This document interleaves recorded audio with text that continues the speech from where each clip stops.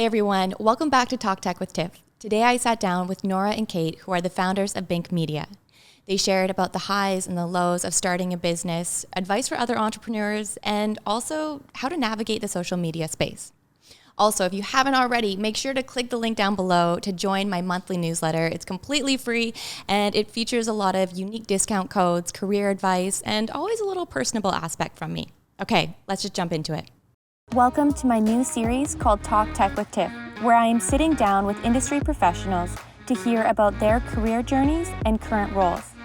I created this series to hear from people who are established in the tech industry so that we can all learn what these individuals do in their day-to-day jobs and the type of opportunities that are out there. Okay, let's get started. Hi Noura, hi Kate, how's it going? We're good. Going well. Thanks for having us. Thanks for being here. I'm really excited to hear about your journey and how you founded BYNK Media and hear more about it. But before we get into it, I'd love to hear more about yourselves. Noura, I'll start with you. Yeah, sure. So my name is Noura. I am co-founder at BYNK. And I moved to Toronto when I was 17. Originally, I moved the first time when I was 3. My parents and I immigrated here and we became Canadian, moved back home till I finished high school, and then I moved here when I was 17. From there, it was just like a bunch of different experience in social media, that kind of stuff, different agencies, and then everything was like a stepping stone, and it feels like it all led to meeting this girl and starting our business together. Wow, 2 years ago. 2 years ago, yeah. Kate, what about yourself? I'm Kate, the other half of BYNK, and I'm just from outside of Toronto. I've been here for almost 8 years now, which is crazy. Went to school here, and it feels like I kind of grew up in the city even, but Noura and I met, I feel like 5 years ago now, and that's how we first started like working together, got to know each other, and it just like really spiraled from there into this. But it's been such a crazy few years, especially of BYNK, and like the years before that even, I feel like they've gone by so fast. I bet. Well, we keep on mentioning BYNK now. Let's talk about BYNK. What exactly is BYNK for those that are not as familiar with it, and how did it come to life? Yeah, so BYNK is a social media digital creative agency. We even hate the word agency. It feels like a little bit outdated for what we do. We kind of offer everything that a e-commerce digital business would need in the space. So we offer social media management, content creation, photo shoot production, influencer marketing, email marketing, everything that's kind of organic and not on the paid side, but we really focus into the like kind of fast-paced day-to-day execution. TikTok really is a crazy space we focus on right now because not a lot of agencies can create content on the go, match the trends, keep up to date. You really need someone either in-house or on the ground to kind of create that stuff, and we have been able to put together a solid team that can really like keep up with it. That's huge. And you mentioned TikTok. It's one of those things that, a trend is something that comes and goes so quick that if you're not able to keep up with it, you're just going to miss it. Exactly. Yeah. Yeah. It's crazy how fast things happen. And I think that, like we said, from like an agency side, it's really hard to keep up with that if you're not like on the ground, actually executing, getting it done, because it's when you're having to like outsource and go to different people that by the time you get it, it's past. So being able to act fast, I feel like is like such a huge thing in the industry, especially as someone who's like representing brands. You have to be able to keep them up to date with it. Exactly. Going back 5 years ago when you first met, how did you meet and what was your journey together like? We met at a startup, very fitting, I feel like, for where we are now. But when we first started there, Noura was the first hire, I was the second hire. And because of that, we were in the ground running. Like you're doing a million different roles, you get to see all sides of the business. And we really quickly realized that we have very complementary skills and did different sides of it. So we worked at the startup for a few years. We did like freelance on the side together. And we just saw how well we worked together and like that we had what the other didn't. So it was great. It definitely, I'd say, started as a work relationship, turned into a friendship.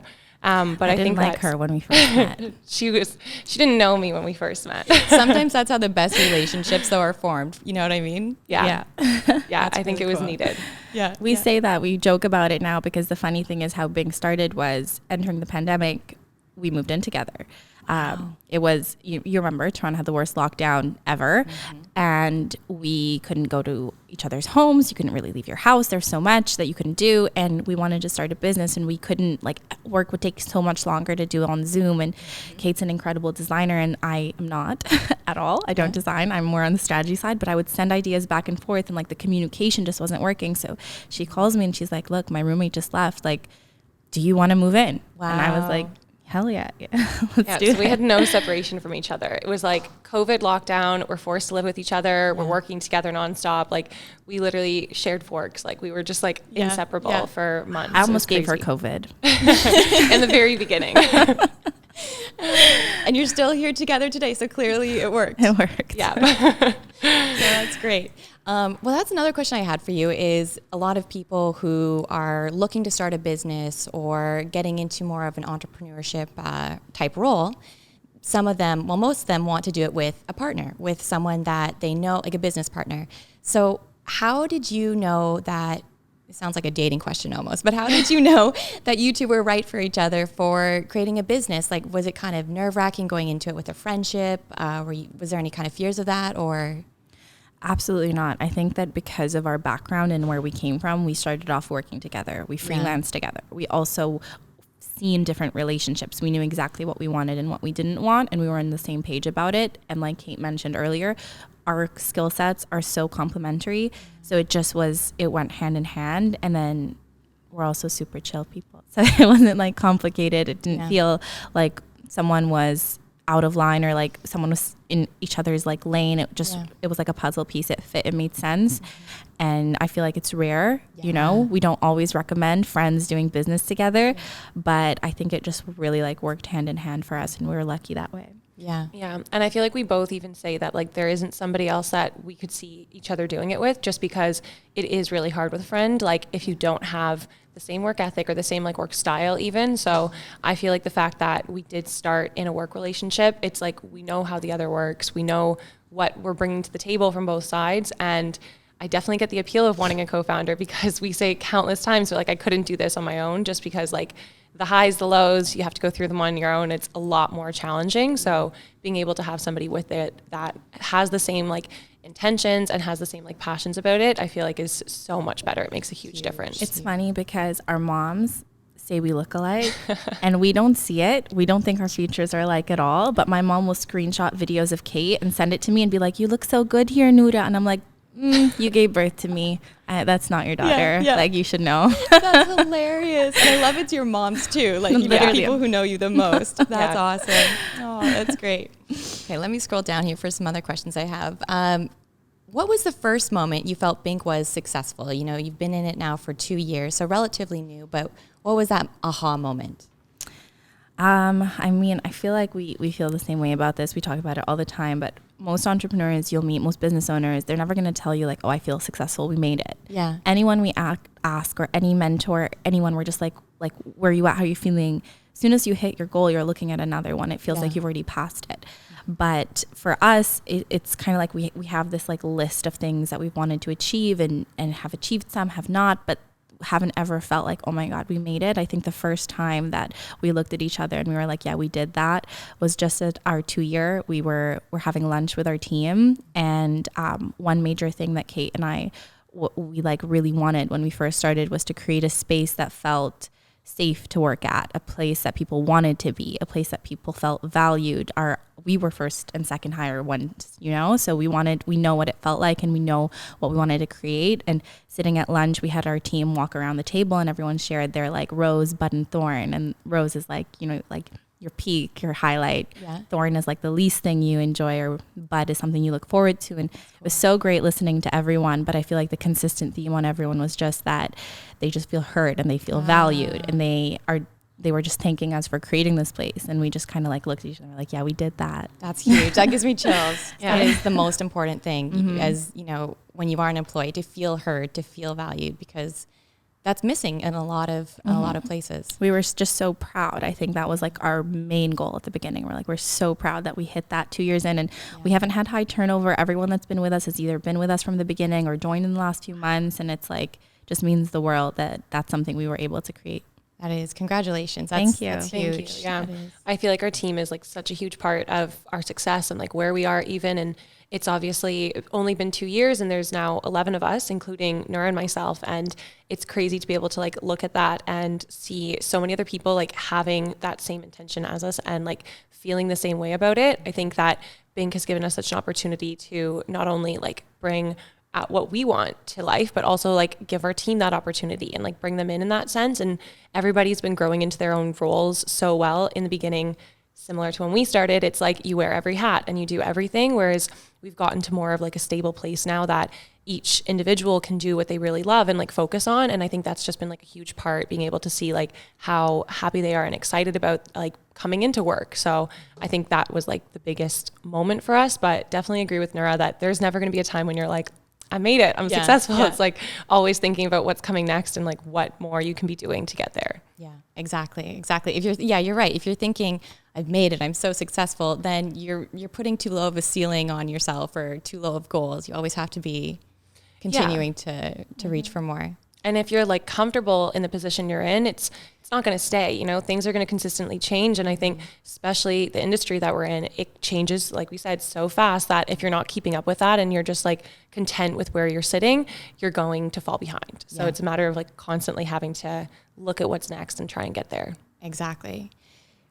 I'm really curious about this because it's something that we were speaking earlier, I always go back and forth about, but how did you find the courage, or I don't know what the right word is, but going from having a 9 to 5, and I know you mentioned you were freelancing together, but still having that stable income, and when I say stable, I mean, you know, secure when you're just starting versus when you're just starting a business. How did you find the courage, or when did you know it was the right time to just be like, okay, I'm done, the 9 to 5, we're starting this business fully and immersing ourselves in it? Well, I mean, that's where it really goes into timing and fate. Like the pandemic was such a key moment in our story. The world stopped for a second, you know? It was like everything that was so fast-paced, it was kind of pushed us into a corner where we're like, it's now or never. Like if there was ever a better time, the industry needs what we do so much right now. So many businesses can't be in real life. Everyone is digital. Everyone needs content. We can do that, and we can help all of these businesses locally. And that's where we started. We built a list of all local businesses that we love and we wanted to work with, and we started ticking them off as we got to start to work with them, create content.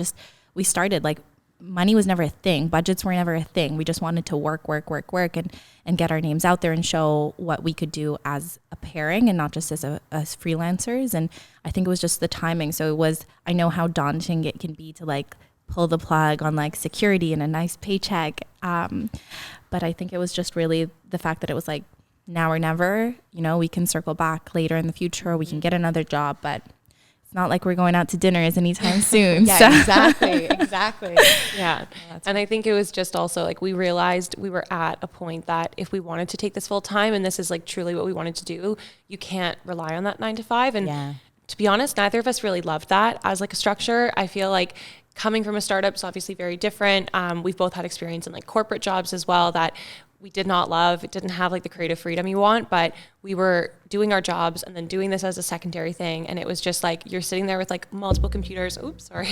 You're sitting there with multiple computers open in front of you all day long because it's like, all right, my work computer and then my BYNK computer. And like, it was just nonstop. So it got to a point where we both looked at each other and we're just like, we know what we're building here and we know what we're going to be able to do with this. So if we want to actually take this full time, you just have to make that leap. And it wasn't that big of a jump for us. We were like ready to do it. So it was really exciting moment, but not something that was too challenging for us to like make that decision on.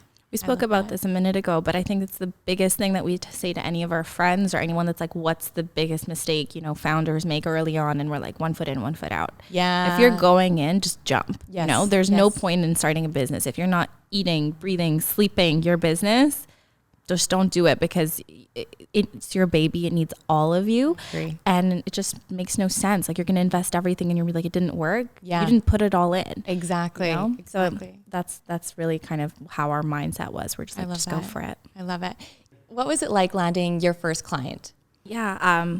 So it's funny actually, because one of our first official client as BYNK, because we did freelance together, was the startup that we worked together at. So that was a full circle moment for us. That meant the world because it was just kind of like a testament.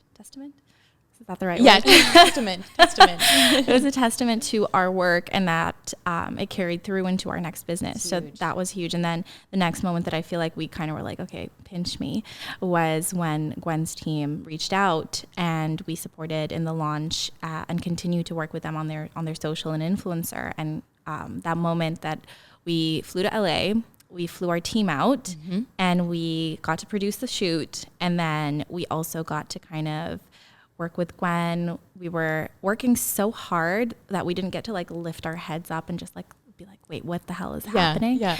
And then we were, it was one day that we were in her makeup room with her, and she was telling us how she used to work at a makeup counter, and that's what led the road to her launching a makeup brand, which is what we talk about when we say the authenticity and not just another celebrity brand. Like it made sense. Like when you think red lips, who do you think of? Her, of course. Right? Like icon.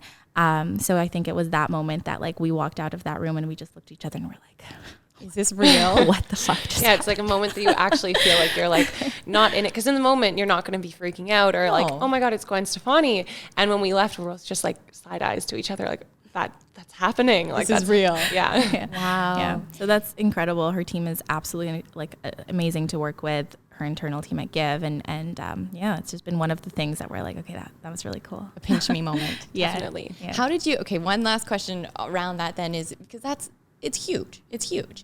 And did you face any kind of imposter syndrome or doubts? Obviously you knew in your heart of hearts and that you were more than capable of course, but just that imposter syndrome of like nerves or feeling like, oh my gosh, like, I think this was one of the moments that we actually didn't. Like I think it was one of the moments that we got the referral from another client that we did great work for.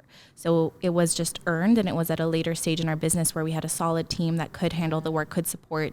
And from the beginning, we were just, blowing it out of the water. Like it was just a great experience. And yeah, I would say like coming a long way. I feel like we were more nervous about our first project. Yeah.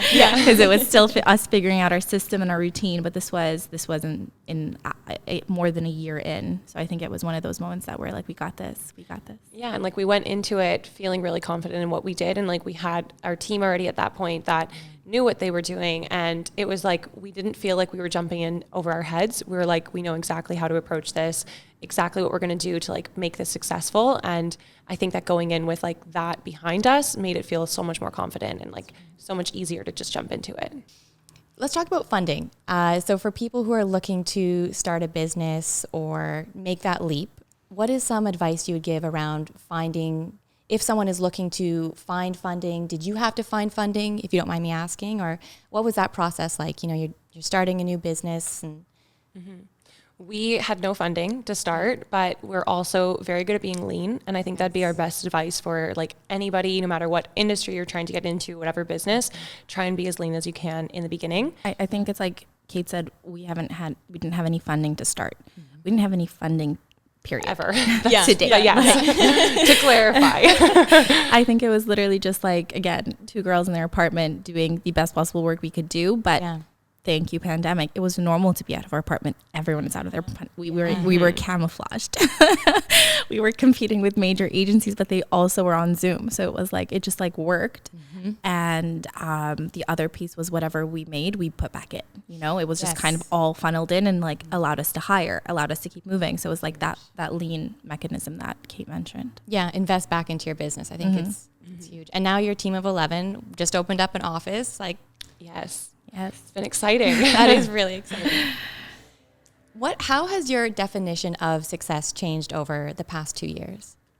I think that Kate just kind of mentioned it. We originally, the successful mission was to fund a product-based business. We launched BYNK as a way to generate capital for us to be the investors that launch our product, because obviously launching a product for a service base, you need a lot more capital. And it was like one thing led to the next, and we just were like, wait a second, we're on to something. And from there, I think our goals just pivoted and shifted into, okay, now we want to scale. Now we need to understand how to build the best place to work, how to develop a team that's motivated, and just keep growing that direction. It became like, how do we land this client? How do we grow into this space? And just figuring out the next milestone we want to hit. It's amazing. Amazing. Yeah, it's so true. It's great that you didn't have blinders on, when you went in, as you mentioned, starting this, the service part of it and thinking, okay, we're going to use it to fund the product part, but you weren't so obsessed or with blinders on, I say, like that you had to do it. You're flexible. You're like, okay, agile. I know that's such a trendy word, but it's true. You're like agile as far as, hey, this is working. This is really growing. Let's explore this instead and see what happens. Trust the universe. And this is another thing for all business owners. Like sometimes you have an idea and like the world wants you somewhere else. And if it's working, trust it, pivot. Don't be afraid to. It doesn't mean you failed. Yeah. It does not mean you failed your original mission. It just meant that was a stepping stone to lead you to where you're meant to be. I love that. I totally agree. Okay, let's talk about the influencer marketing industry a little bit. So it is so saturated now. And in your opinion, how has it changed since you first started even 2 years ago? Yeah, I'll take this. So just so you know, Kate does our social. She's our creative director. She manages our social management, and I lead more of the influencer side and like the business development. So for influencers, it's a different world, entirely different. I remember when I first started, I was at another agency, much more like structured, very traditional media. This was like a few years back, and I remember influencer marketing wasn't a thing. Like there was no name for it yet. Okay. You couldn't like say, I want to do influencer marketing. It was just like, I know a couple girls on Instagram. Yeah. I think that we should invite them to this event. And I would pitch that to like the founders. I'd pitch it to my managers, and I would just be like, I know that this could work. Yeah. And they would just be like, all right.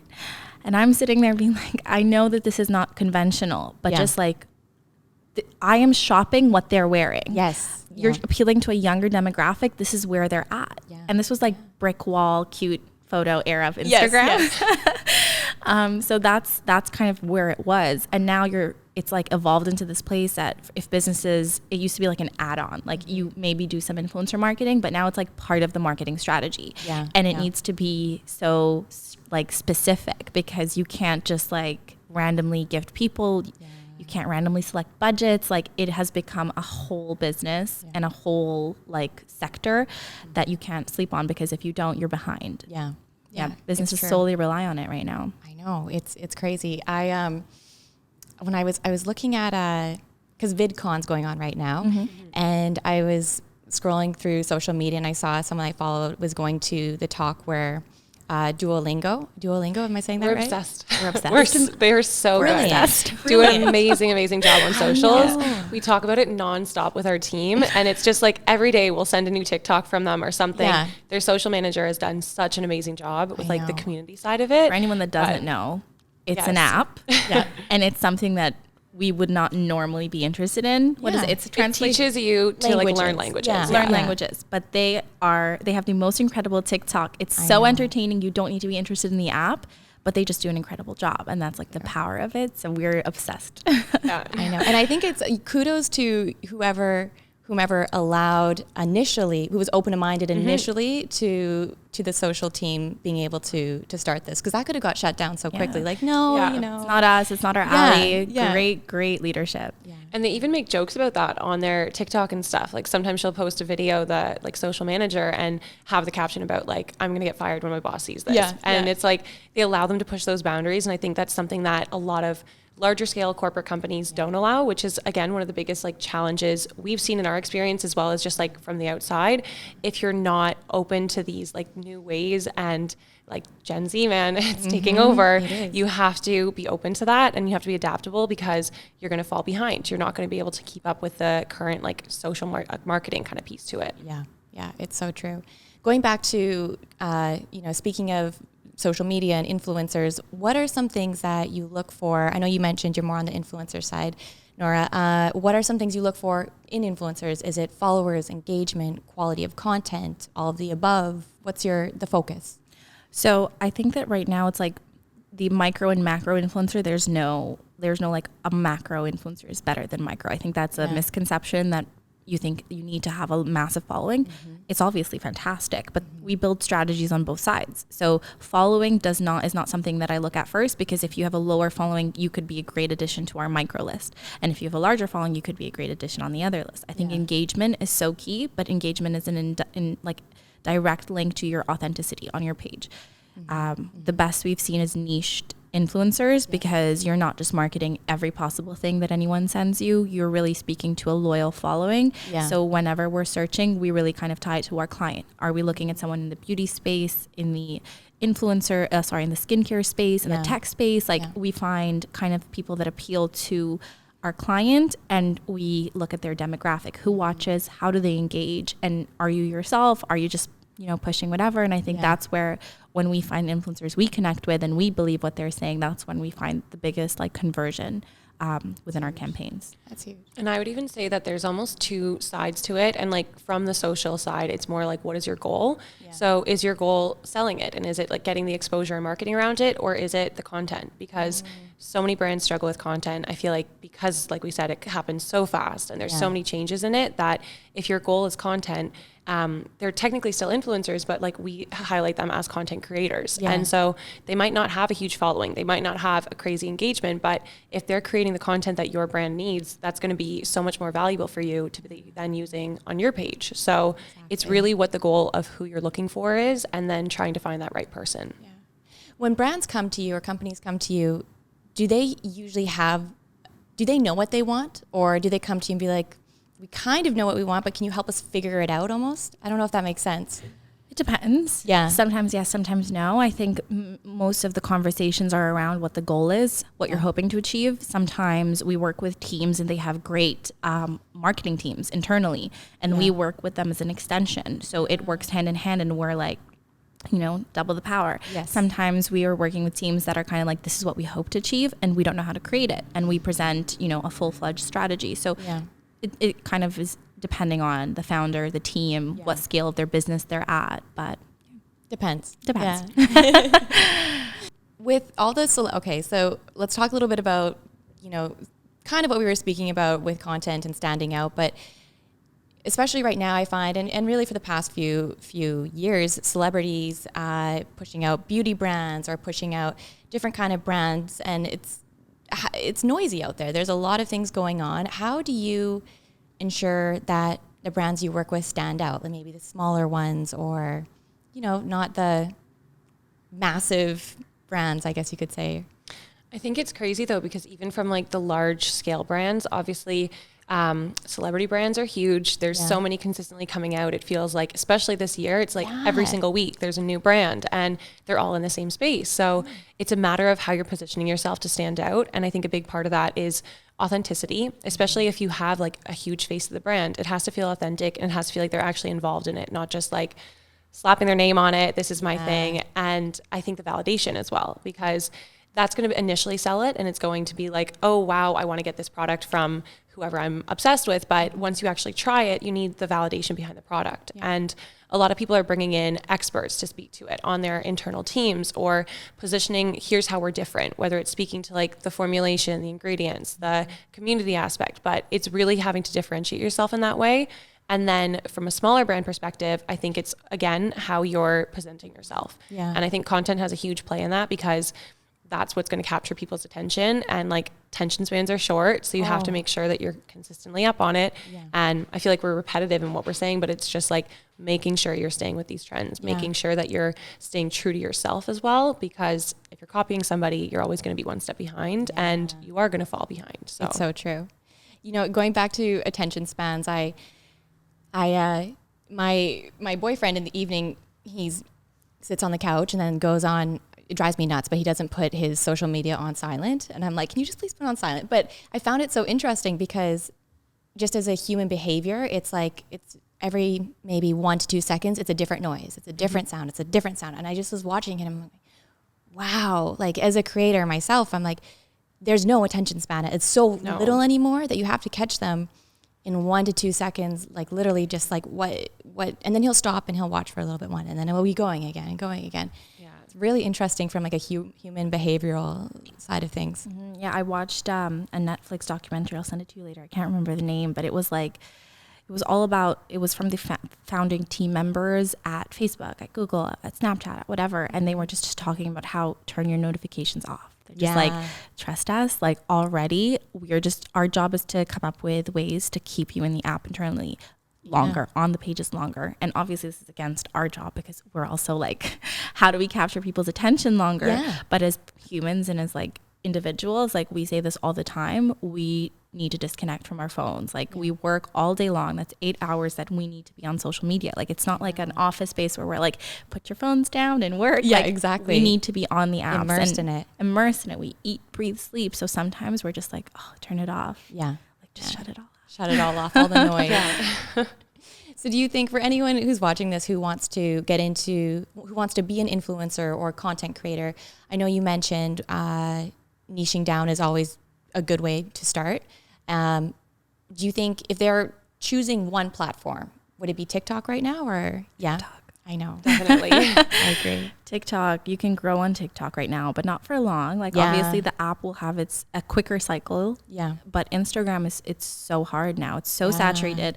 Also, Instagram is trying so hard to be TikTok. Yes, it's sad. And it's like all the same features, but not as good. Yeah. Right now you scroll your feed, you don't even see who you follow anymore. No. It's really awkward. I'm like, I don't even like scrolling. Stories are the one thing that's kind of relevant right now, but with all that, it's just the app doesn't convert the same way. People don't find you the same way. Whereas TikTok, the growth is crazy right now. Like you could just, and it's the For You page and it's done so well that everyone's trying to copy it. But it will, if you create quality content, you will, and consistently, you will do really well on TikTok.